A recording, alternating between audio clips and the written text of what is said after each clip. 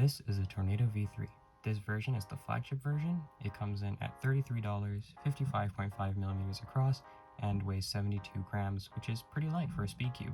For this video, I'm going to be comparing it to the Tornado V2, its predecessor, which is slightly smaller and slightly less expensive. To start things off, this cube is relatively quiet and has very smooth turning and very good corner cutting. As you can see, this cube can easily cut 45 degrees, and it can also reverse corner cut pretty well, as opposed to the Tornado V2, which had a pretty big problem with its reverse corner cutting, where it would just full stop. Where when you try doing the same thing on this cube, it can do it pretty easily. This cube has a glossy finish and really nice color shades, probably the best I've seen on any cube, except maybe GAN cubes. I think they're about equal. This cube features relatively strong magnets, but they are customizable. You can adjust them using this screwdriver tool they give you in the box. You simply put it in the notch that's here, and you turn it clockwise to make the magnet stronger. As you can see, it's now in the strongest setting because it points towards the little plus sign, and counterclockwise to make it weaker. It's now in the weakest setting because it points towards the little minus sign. I know it's kind of hard to see on camera. I like to have mine on the moderate strength. This cube also features corner-to-core magnetization. As you can see, there are magnets in the core, which attract to the corner pieces, which allows for extra stability, and in my opinion is actually a very good addition to most speed cubes nowadays. This is the same kind of technology we've seen in recent GAN cubes, like the 11, 12, and most recently the 13. I mentioned before this cube is quiet, but I don't think it's quite as quiet as the V2. There's also another thing to note. This cube has this sound where whenever you make a turn, you can hear the magnets clicking. This is kind of similar to older GAN cubes like the 356M.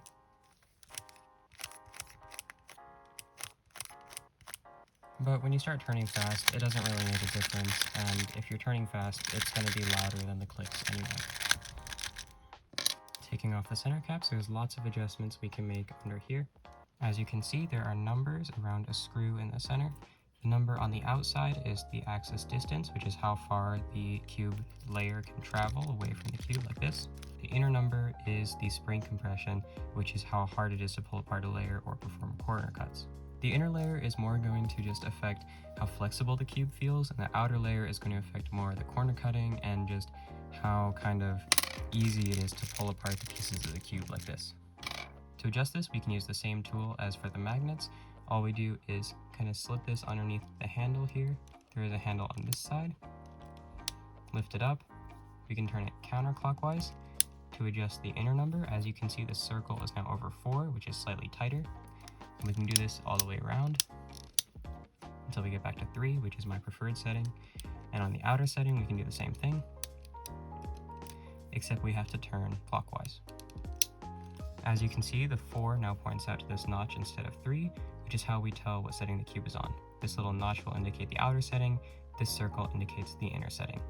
I like having both my settings on 3. Also, another addition they added is you can now put the center caps back on from any angle without having to worry about it popping off or anything like on the V2. I set this cube up with a variety of lubricants, including Weight 5, D&M 37, Mystic, my personal favorite, and maybe some Speedy for smoothness. Another thing to mention is the tool it comes with is, in my opinion, much easier to use and simpler than the tool that came with the V2, albeit the V2 was more versatile because it had a lot more tools to choose from if you open this in the bottom, which is pretty cool in my opinion. But I can see the beauty in having a simpler design like this. Also, the cube comes with a really cool box that shuts with magnets, and also the logo lines up with this kind of indentation here. Yeah, pretty cool. Looks almost exactly like the GAN 12 box. Still nice they included it. In my opinion, the performance is a direct upgrade from the V2, and my personal recommendation is the flagship version, as it features all the features you would want, and I don't feel like the maglev adds too much. I have yet to try the maglev version, but from what I can tell, the flagship is just as good and can be set up just as fast, so there's no real reason to spend extra money on maglev unless you want to be fancy or you just want a slightly faster cube. I think it's a direct upgrade from the V2, and if you can, I recommend the flagship version. And if you like the V2, but you can't spend the money on the flagship, the normal version is probably just as good. I haven't tried it. I just feel like the corner-to-core magnets add a lot of really good stability that I like when turning fast.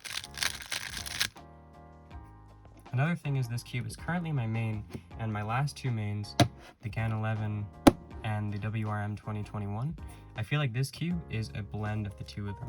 It has kind of a smooth turning of the WRM and closer to the WRM speed, and it still has kind of a lighter weight than the WRM. The GAN 11 is lighter, the WRM is heavier, the WRM is smaller, the GAN is bigger. It's kind of the mix of the two. Its size is right in the middle, it has all the adjustment options of the other two, its weight is right in the middle, and its price is also right in the middle. I'll show the prices on screen right now in case you're planning on buying these two cubes. Overall, I think this is a very good cube, and this is actually the cube that Max Park used to set the 3x3 world record of 4.86 seconds for an average of 5, and he also used this for his 3.63 national record. I also saw him using this in my first competition before the cube was even released. So yeah, it's pretty good. Also, yes, he did use the flagship version, and he does main the flagship version. Anyway, that's enough me talking about the cube. Let's get into some solves.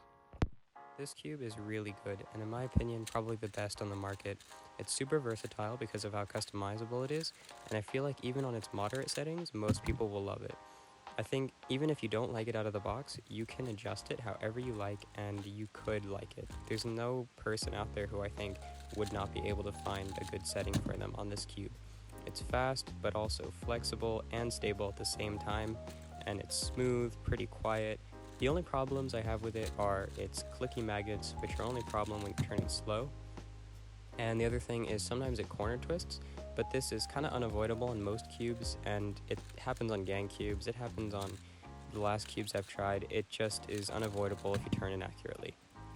Other than that, this cube is perfect, and this is actually the best solve I've ever gotten on camera, and that's with this cube. So yeah, I love this cube. I think you should give it a try. What?